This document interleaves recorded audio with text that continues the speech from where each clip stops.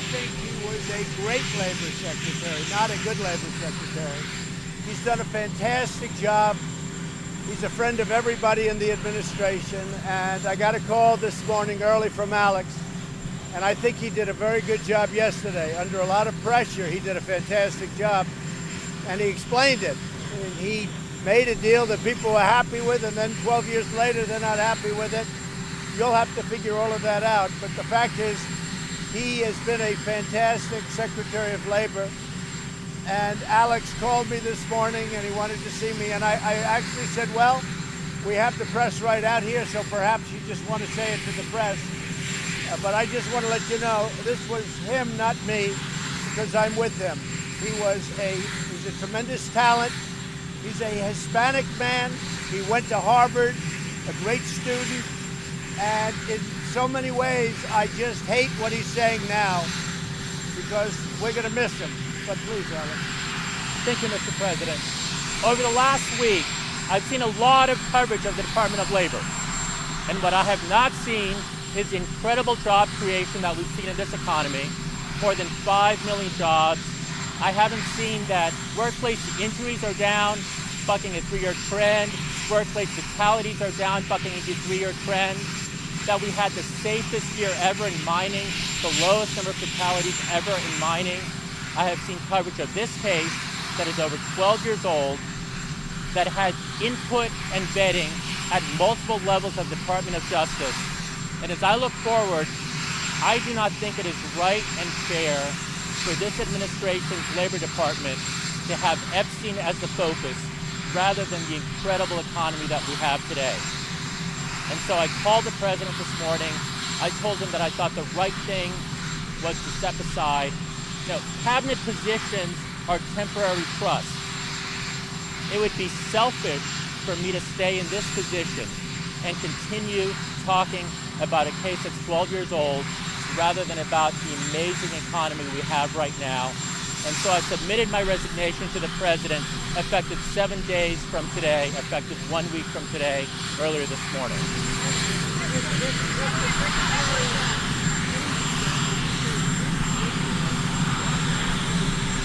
There is no need at all, as far as I'm concerned. I watched Alex yesterday. I thought Alex did a great job. And, you can always second guess people, and you could say it should have been tougher. They do it with me all the time.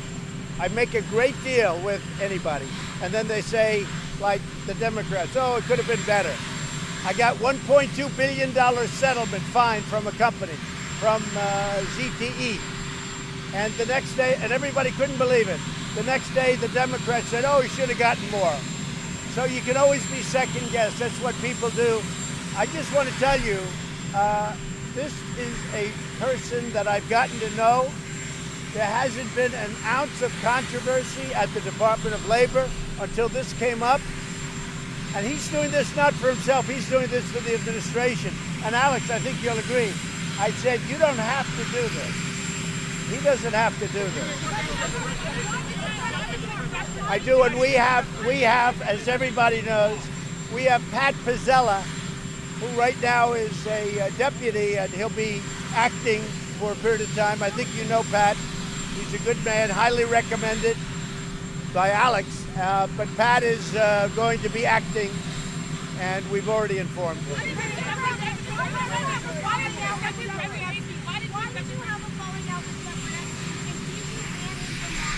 Yes, and I did have a falling out a long time ago. The reason doesn't make any difference, frankly, but I haven't spoken to him in probably 15 years or more. I wasn't a big fan of Jeffrey Epstein, that I can tell you. And now if you look, the remnants hurt this man, and I hate to see it happen. I will say this, and I say it again, and I say it loud and clear. Alex Acosta was a great Secretary of Labor. What he's done with plans, and you see the plans coming one after another.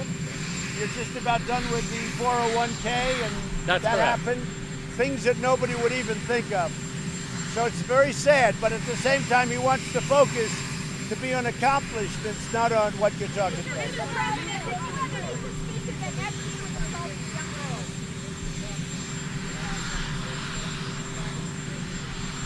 Well, Alex believed that. I'm willing to live with anything, John. I think you know me. I've lived through things that you wouldn't believe. Alex felt that way. And he also felt we're so good, we're doing so well. The economy, the stock market just hit the highest point yesterday in the history of our country. Our unemployment numbers are the best they've ever been. If you look at specifically certain groups, African American, Asian, Hispanic, the best unemployment numbers in the history of our country. You know, there are so many good things, and he didn't want to distract from that. And I understand that 100%.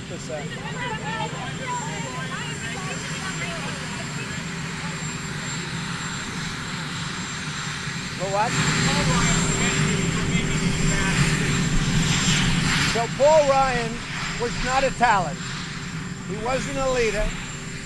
When the people in freedom and great congressmen wanted to go after the Dems for things that they did very badly, he wouldn't give subpoenas, whereas Nancy Pelosi hands them out like they're cookies.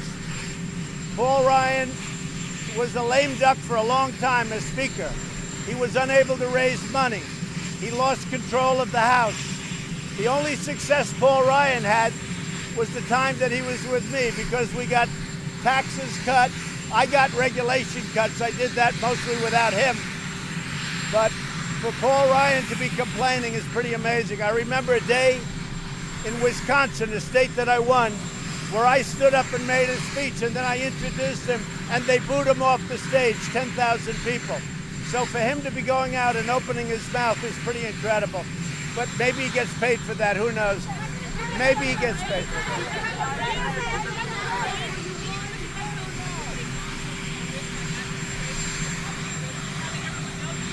So people come into our country illegally, we're taking them out legally. It's very simple.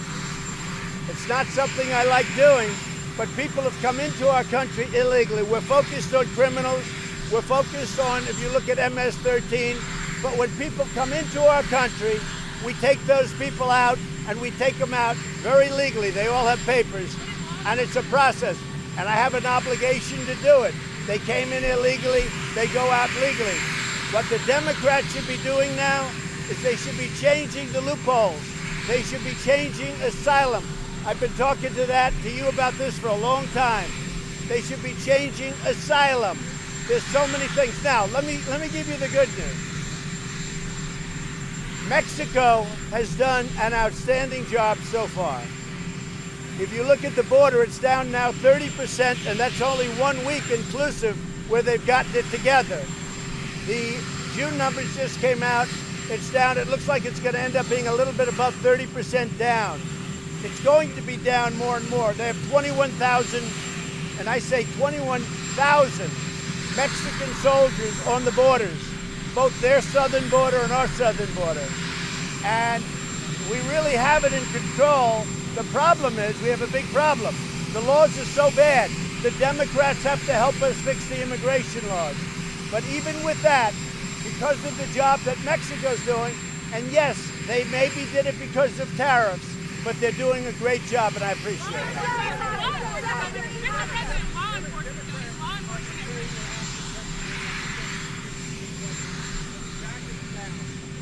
No. Who said that? Look, anything you do, the Democrats will say it's not good. In the meantime, they had a disaster. They have these laws that are so bad, catch and release, and you look at the different laws, visa lottery. That was the Chuck Schumer law. It's a disaster, a lottery. You pick them out, a lottery. The Democrats have caused tremendous problems. What they've let China get away with. For years and years, China's been ripping us off. They're not ripping us off anymore. Right now, companies are fleeing China because of the tariffs. And right now, we're taking in billions of dollars. And by the way, our people are not paying for it. They're paying for it. They're paying for it by depressing their currency, and they're putting a lot of money. Look, nobody's ever done what I've done with China, and that's fine. And we'll get along with China. But, you know, when I see a guy like Biden who's weak and ineffective, and everybody that knows him knows, he's a weak man, he's an ineffective man. President Xi laughs at guys like that. Now, with that being said, I would say this. President Xi, Putin, all of these guys go to bed at night and they pray that Joe Biden or somebody like him becomes president so they can continue to rip off our country.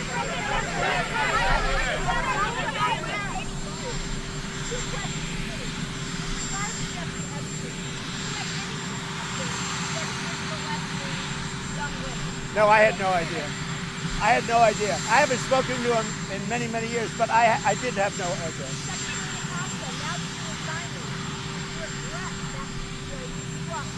I've already talked about the Epstein matter. I gave a press conference that, according to the media, was longer than any other cabinet official in this administration. You know, I will reiterate what I've said previously. My point here today is we have an amazing economy. We have unemployment lower than we have seen literally in my lifetime.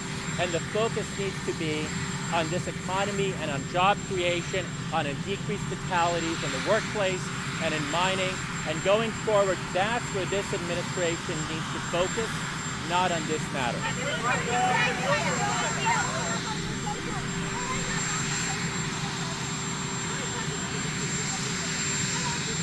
We are looking into it. The platforms are absolutely, in my opinion, 100% crooked. They discriminate against Republicans and conservatives. They're 100% dishonest. That's my opinion. And something's going to be done. But I can tell you from personal experience, I see it. I had something happen this morning. I won't tell you about it yet. But these platforms are 100%, they're 100% dishonest.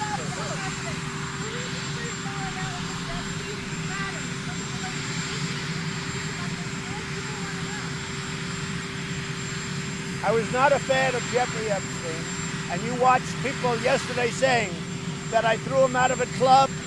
I didn't want anything to do with him. That was many, many years ago. It shows you one thing, that I have good taste, okay? Now, other people, they went all over with him. They went to his island. They went all over the place. He was very well known in Palm Beach. His island, whatever his island was, wherever it is, I was never there. Find out the people that went to the island. But Jeffrey Epstein was not somebody that I respected. I threw him out. In fact, I think the great James Patterson, who's a member of Mar-a-Lago, made a statement yesterday that many years ago I threw him out. I'm not a fan of Jeffrey Epstein.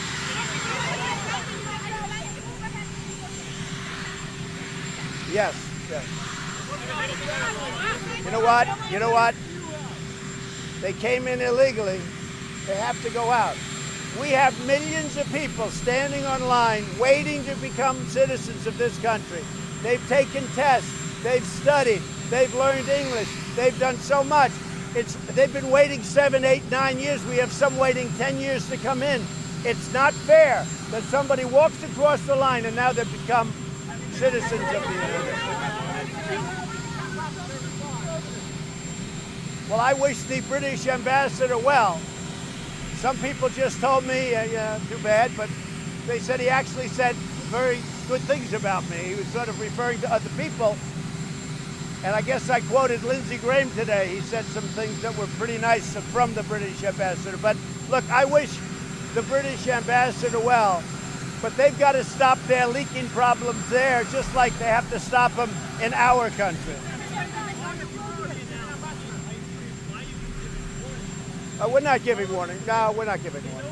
There's nothing to be secret about. Can I tell you what? There's nothing to be secret about. ICE is law enforcement. They're great patriots. They have a tough job. Nothing to be secret about. If the word gets out, it gets out, because hundreds of people know about it. It's a major operation. So if the word gets out, it gets out. It starts on Sunday, and they're going to take people out, and they're going to bring them back to their countries, or they're going to take criminals out, put them in prison, or put them in prison in the countries they came from. We're focused on criminals as much as we can before we do anything else. For instance, MS-13, very important. We're taking them out by the thousands. We've already been taking, we didn't stop this. We've been taking criminals out for the last year. These people have been here for many years. MS-13, We're taking them out by the thousands. We're getting them out.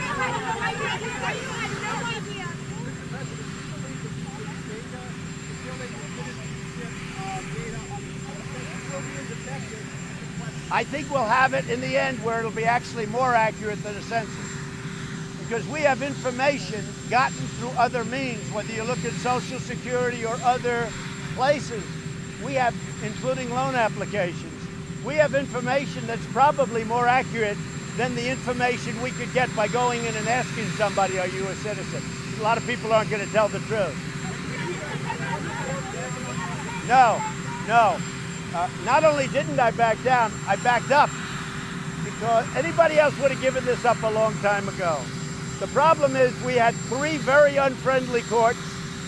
They were judges that weren't exactly in love with this whole thing. And they were wrong. But it would have taken a long time to get through those courts. You understand that better than anybody, John. Would have taken a long time back up to the Supreme Court. So I asked, is there another way? And somebody said there's a way that might be better. It might be more accurate. They explained it. I said, then what are we wasting time? We're going to be in court for the next 2 years. What are we wasting time for? In the meantime, we have to, by law, have the printing done. So the printing has started, and we're already finding out who the citizens are and who they're not. And I think more accurately. So when I heard this, I said, I think that's actually better. I think what we're doing is actually better. And only the fake news, which there's plenty, would say differently. No, he didn't let me.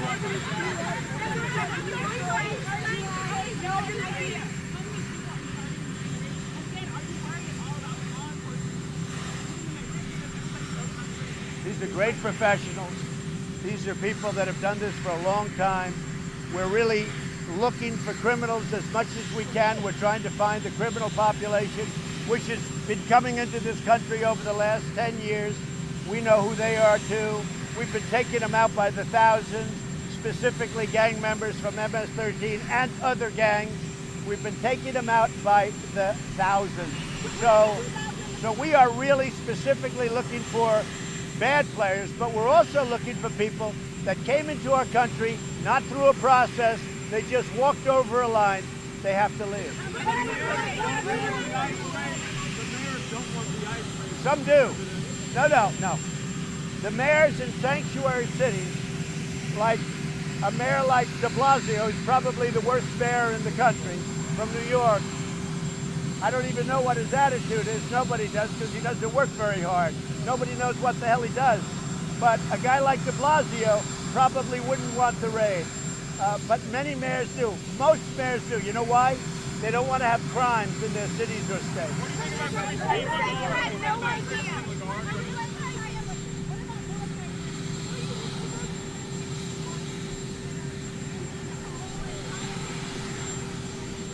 So nobody has treated the military better than President Trump. Nobody.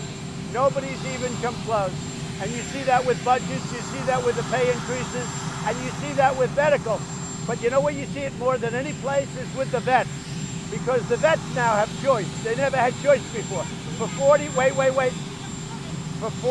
years, For 44 years, we are looking at that. For 44 years, they've tried to get veterans' choice. I got it. Nobody else could have gotten it. Okay. Go ahead.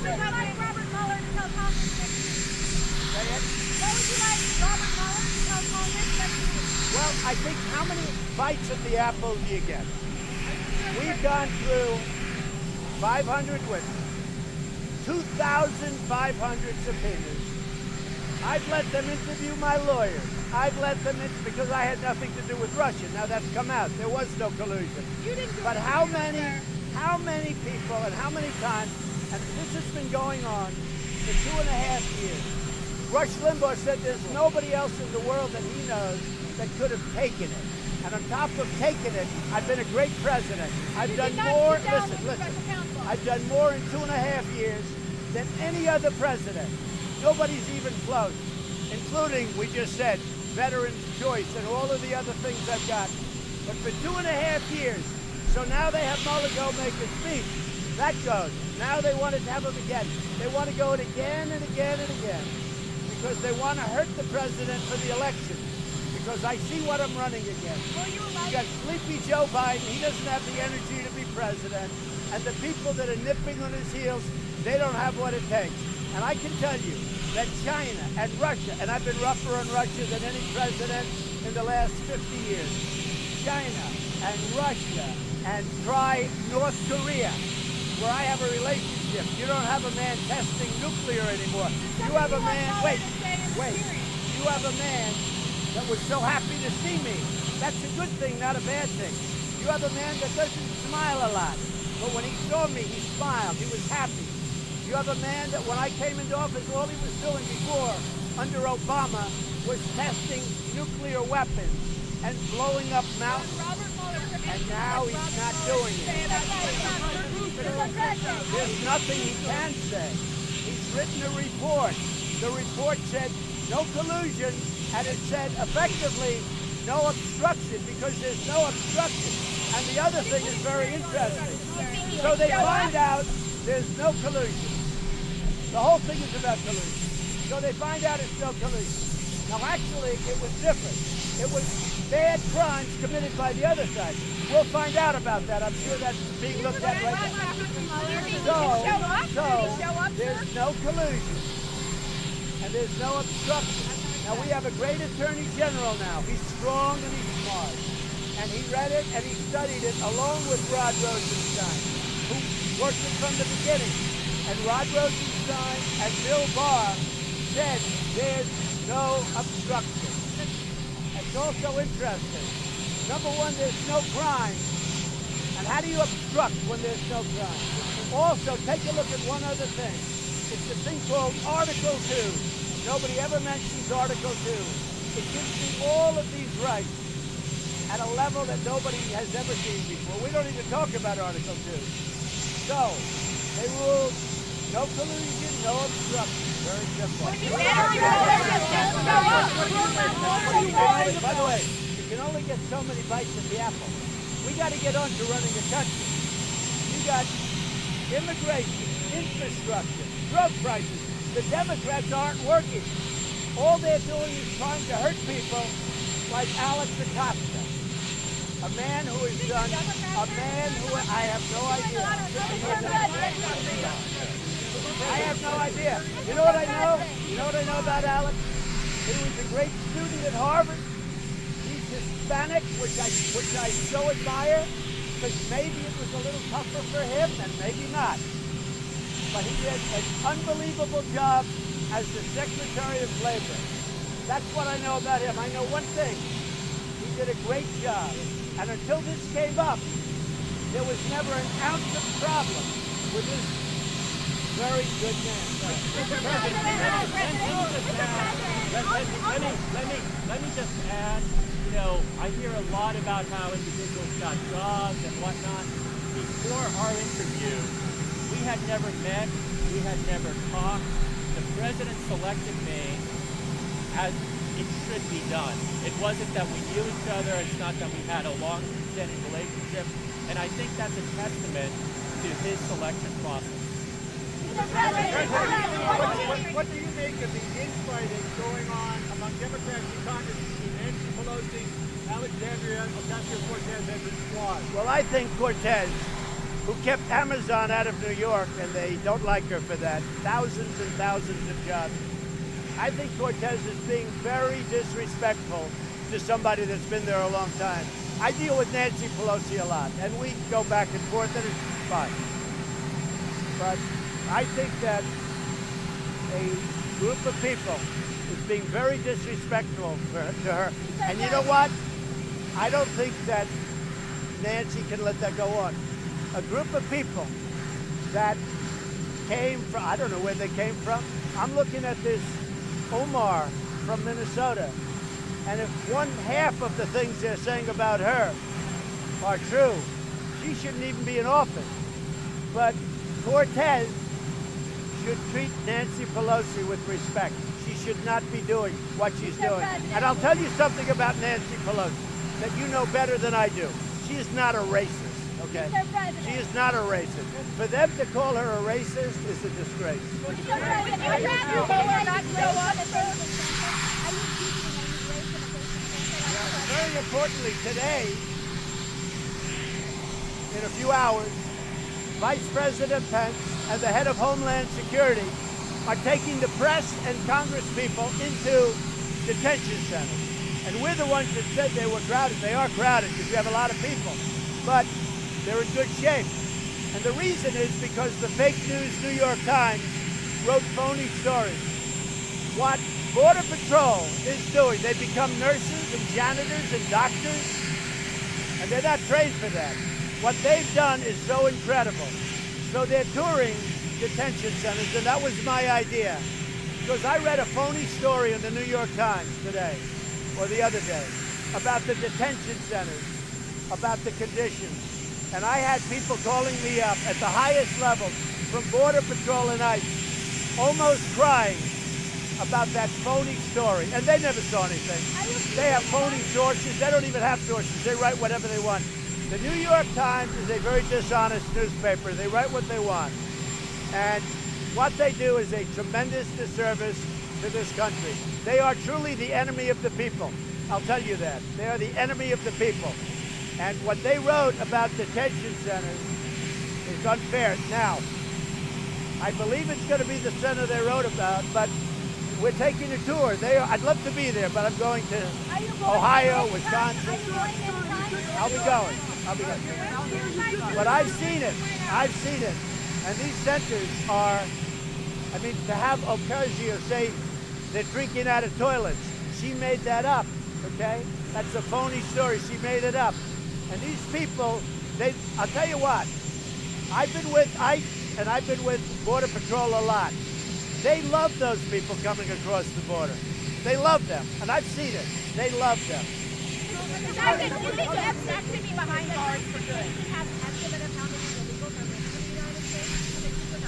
So one of the reasons the Democrats don't want to have a census is because the number of people in the United States for many years, you know, for years you've heard 11 million.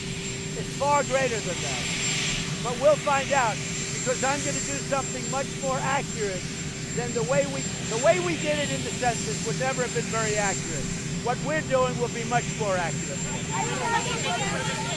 The wall is being built. The wall is being built.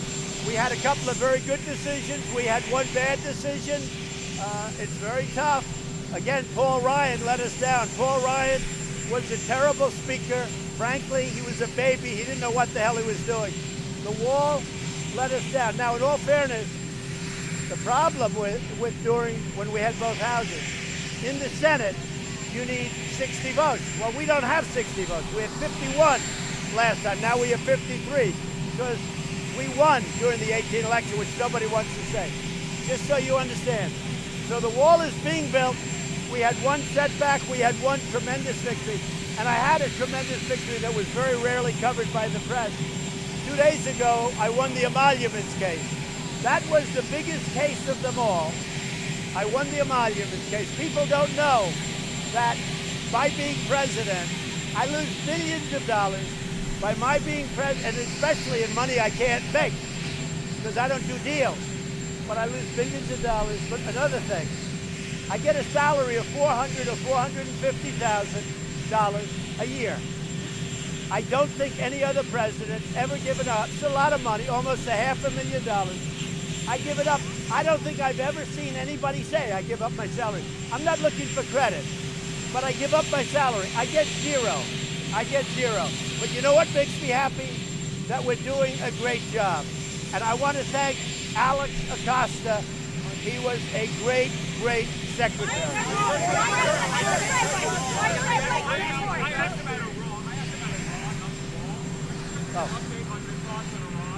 Iran better be careful. They're treading on very dangerous territory. Iran, if you're listening, you better be careful.